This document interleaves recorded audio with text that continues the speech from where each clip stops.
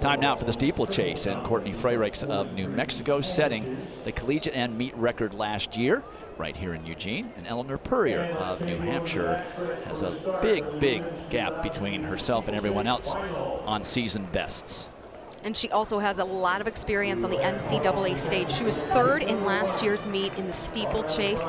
She was also second in the NCAA indoor miles, so showed off a bit of her speed there indoors, finishing second to Carissa Nelson indoors in the mile championship. Also great versatility. She has so much strength. She was 7th in the cross-country championship, so she has such a wide range. But watch out for Tori Gerlach from Penn State, the senior. She ran a season best 9:50, but her coach John Gondak says based on the workouts that she's been running, she's really capable of running somewhere in the 940s if everything plays out in the perfect scenario.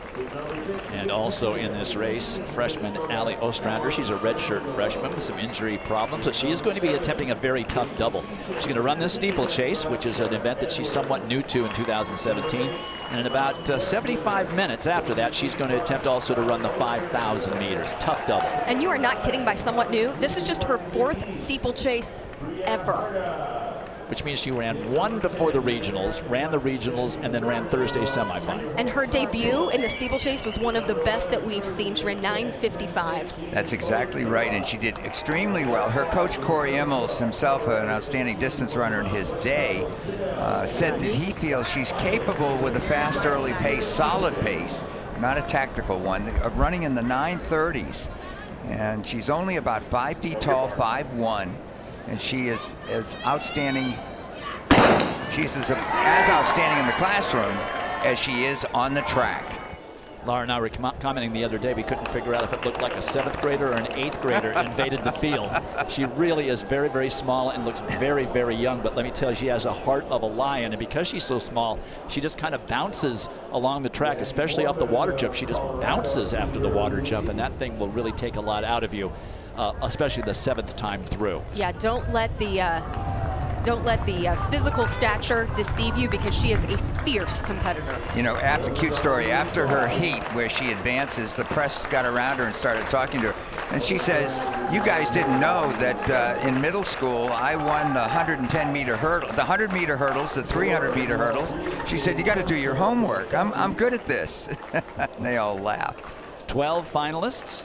Only 8 score, and they have a little less than 7 laps remaining. It is an inside water jump here in Eugene, so 28 barriers, 7 water jumps distributed throughout this race. And right now the pace really suddenly slowing down before they get to the first 400 meters. The men's hurdles and water jump are 3 feet above the ground. The women's, they lower them to 2.5 feet, but you don't want to hit them.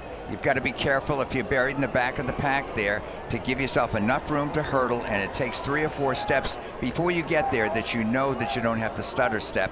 And you always try and do it smoothly. You don't want to lose momentum. And you're seeing Colorado freshman Madison Borman up in the mix. She won her heat, won the first heat in prelims.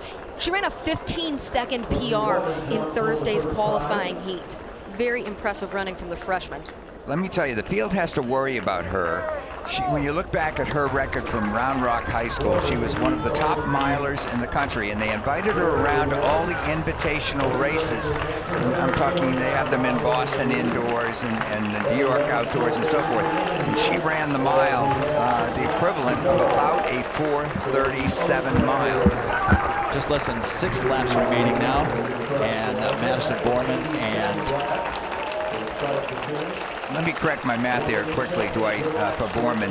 That's about a 4:43 mile, but nonetheless in high school, that puts you right among the best. So the point is she's got really good speed here late in this race if the pace is even moderate. So Borman and Ostrander up in the front. We're going to step aside from this race for a moment and go into the field and triple jump with Laura. Well behind her American record at 48.3 1/4. She was 4th in Rio, just off the podium. The best of finish in the Olympics by any American triple jumper, and she still has a year to go at Georgia. All right, back to the steeplechase, where not a whole lot has changed, except that Allie Ostrander is now back on the rail, sharing 3rd position. And Tori Gerlach has now moved up with Madison Borman to lead. just under 5 laps remaining. And Allie Ostrander came off such a great cross-country season as a freshman, but then redshirted the outdoor season, had some injury issues. And one of the reasons that they decided to adapt to the steeplechase was because she wanted a completely fresh event, kind of a clean slate. She also said she wanted to keep racing fun.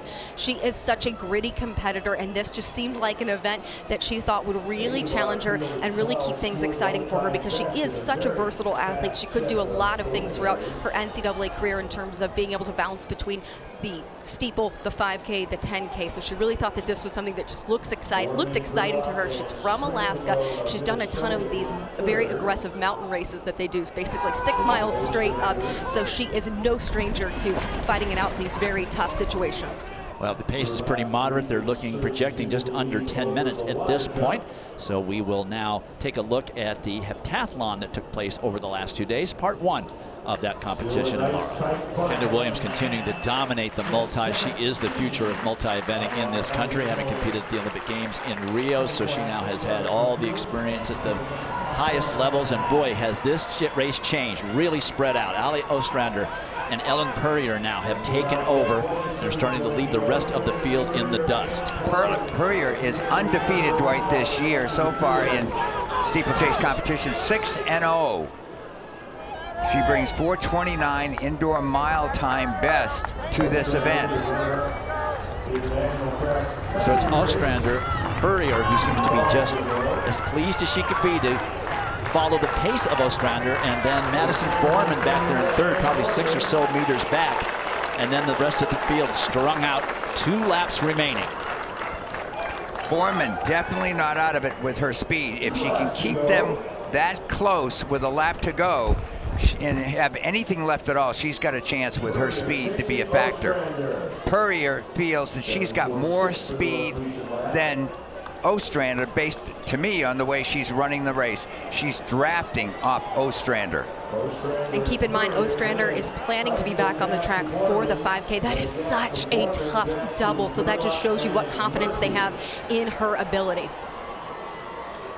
But right now, she is the pace setter, the rabbit for Eleanor Purrier. And if I was her, I'd be doing the exact same thing. Let someone else do the work. The separation between second and third now has grown to probably close to 15 meters. So the race is really for first and second. Never mind the time, that no longer matters. This is the NCAA championships. It's about the title. And remember, for Ostrander, she is a redshirt freshman. So this is her first outdoor season for the school, as Eleanor Purrier now decides she does want to make a move on Ostrander. And they will be coming up at the bell lap. And Ostrander shows no signs of letting her just have it. Ostrander responding immediately, not giving up very easily. Now she's going to settle in maybe and let Allie Purrier do a little bit of the work, but keep in mind that Purrier has great closing speed. Purrier grew up in Montgomery, Vermont, just 20 miles from the Canadian border, and in the summer she practiced over hay bales. And look at this, Ostrander says, I just want you to know I'm right here with you, and I'm going to now take the lead. And look at how strong she looked over that last barrier, still looking very efficient and very powerful. Very aggressive over that barrier and showed really very little fatigue, and now she is gapping Eleanor Purrier, and I do not see Purrier covering this move. Allie Ostrander, the freshman from Boise State. Purrier has a very tough water jump, and the lead just grows now to 15 meters. Purrier has no answer. It's going to be Allie Ostrander, the freshman from Boise State, who in the back of her head has got to go, and in 75 minutes, I'm going to come back another 5,000. Look at this sprint. But look at this.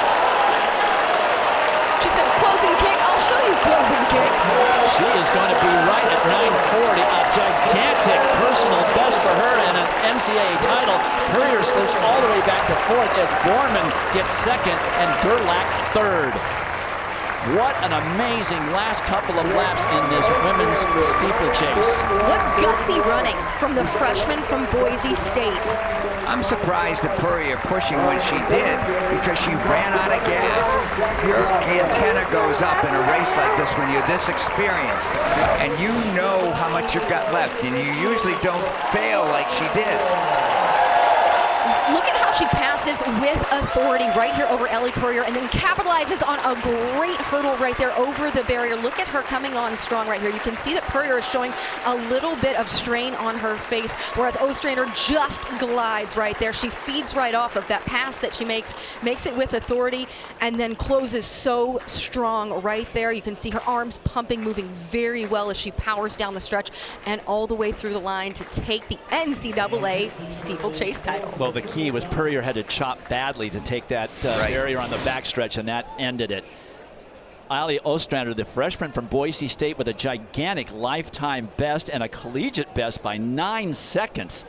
Beats Madison Borman, Tori Gerlach, and Eleanor Purrier. The favorite ends up 4th, and the winner's downstairs with Jill. Allie, you collapsed to the track when you crossed the line. What are your emotions right now?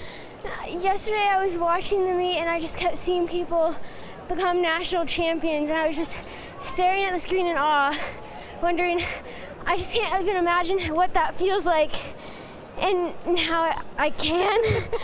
And there's no words to describe it. You just have to experience it. You've got about 75 minutes before you go do your second event. What will you go do right now?